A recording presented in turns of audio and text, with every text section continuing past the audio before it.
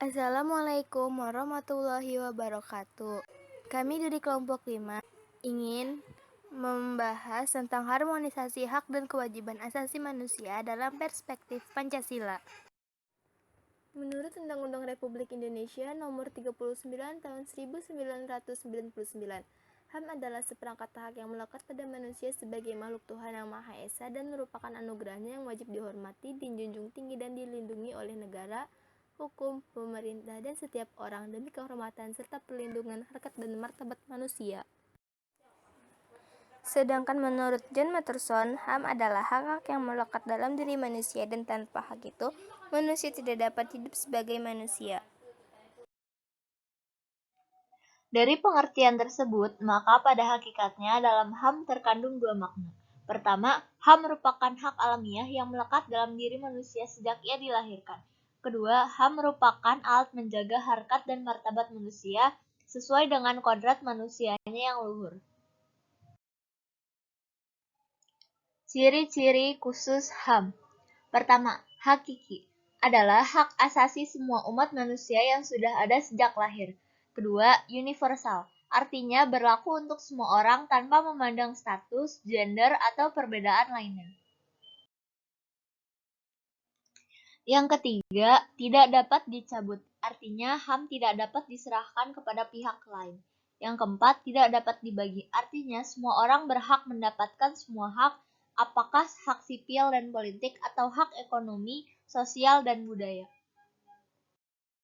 2. Makna kewajiban asasi manusia. Kewajiban secara sederhana dapat diartikan sebagai segala sesuatu yang harus dilaksanakan dengan penuh tanggung jawab. Hak dan kewajiban asasi merupakan dua hal yang saling berkaitan dan tidak dapat dipisahkan. 2. Makna kewajiban asasi manusia. Seseorang mendapatkan haknya dikarenakan dipenuhinya kewajiban yang dimiliki. Misal, seorang pekerja mendapatkan upah setelah dia melaksanakan pekerjaan yang menjadi kewajibannya. Substansi hak dan kewajiban asasi manusia dalam Pancasila. Karakteristik hak dan kewajiban asasi manusia bersifat universal atau tidak membeda-bedakan. Pancasila merupakan ideologi yang mengedepankan nilai-nilai kemanusiaan. Nilai-nilai Pancasila dapat dikategorikan menjadi nilai dasar, nilai instrumental, dan nilai praksis. 1. Hak dan kewajiban asasi manusia dalam nilai dasar Pancasila. Hubungan hak dan kewajiban asasi manusia dengan Pancasila sebagai berikut. 1. Ketuhanan yang Maha Esa, yaitu untuk menjamin hak untuk memeluk agama. Yang kedua, kemanusiaan yang adil dan beradab, untuk menempatkan hak setiap warga pada kedudukan yang sama. 3. Persatuan Indonesia yang mengamanatkan unsur pemersatu bangsa. 4. Kerakyatan yang dipimpin oleh hikmat kebijaksanaan dalam permusyawaratan perwakilan yang dicerminkan dalam kehidupan pemerintah, bernegara, dan bermasyarakat yang demokratis. 5. Keadilan sosial bagi seluruh rakyat Indonesia yang mengakui hak milik perorangan dan dilindungi pemanfaatannya oleh negara. 2. Hak dan kewajiban asasi manusia dalam nilai instrumental Pancasila. Nilai instrumental merupakan pedoman pelaksanaan kelima sila Pancasila.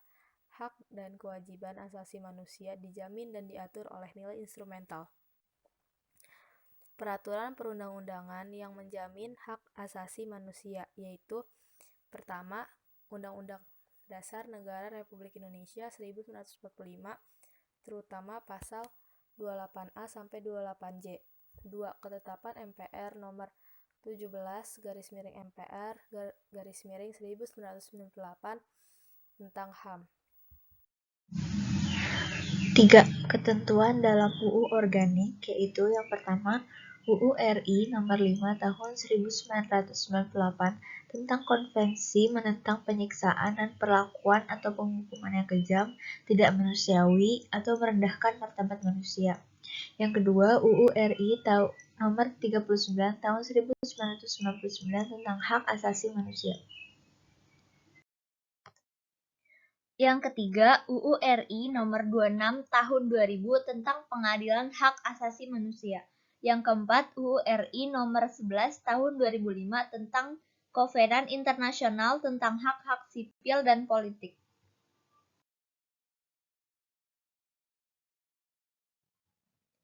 Dan yang terakhir, UU RI nomor 12 tahun 2005 tentang Kovenan Internasional Hak-Hak Ekonomi, Sosial, dan Budaya. Lalu, poin keempat, ketentuan dalam peraturan pemerintah pengganti undang-undang atau Perpu nomor 1 tahun 1999 tentang Pengadilan Hak Asasi Manusia.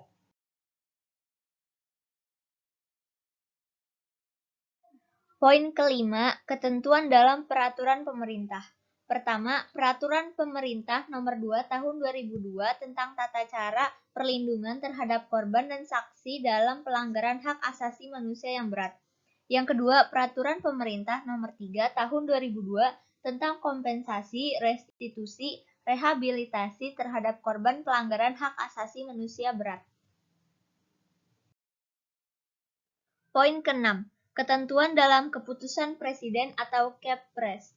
Yang pertama, Keputusan Presiden Nomor 50 Tahun 1993 tentang Komisi Nasional Hak Asasi Manusia.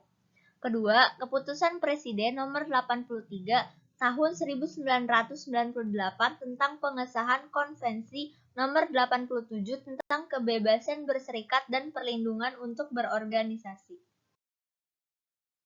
Dan yang ketiga, Keputusan Presiden Nomor 31 Tahun 2001 tentang pembentukan Pengadilan HAM pada Pengadilan Negeri Jakarta Pusat, Pengadilan Negeri Surabaya, Pengadilan Negeri Medan, dan Pengadilan Negeri Makassar.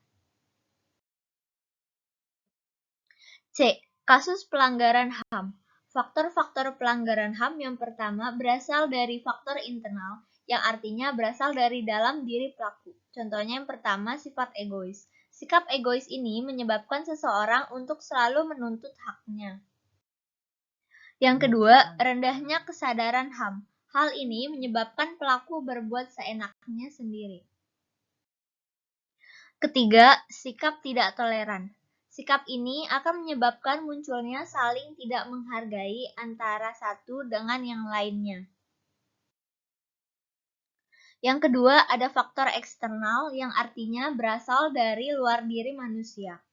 Pertama, penyalahgunaan kekuasaan. Misalnya, para pengusaha tidak memperdulikan hak-hak para buruhnya. Yang kedua, ketidaktegasan aparat penegak hukum. Misalnya, penyelesaian kasus pelanggaran HAM yang tidak tuntas membuat pelaku tidak jera. 3. Penyalahgunaan teknologi.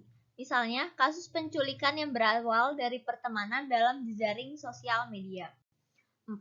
Kesenjangan sosial dan ekonomi yang tinggi, seperti perbudakan, pelecehan, dan pembunuhan. Kasus-kasus pelanggaran HAM di Indonesia. Pertama, kerusuhan Tanjung Priok tanggal 12 September 1984.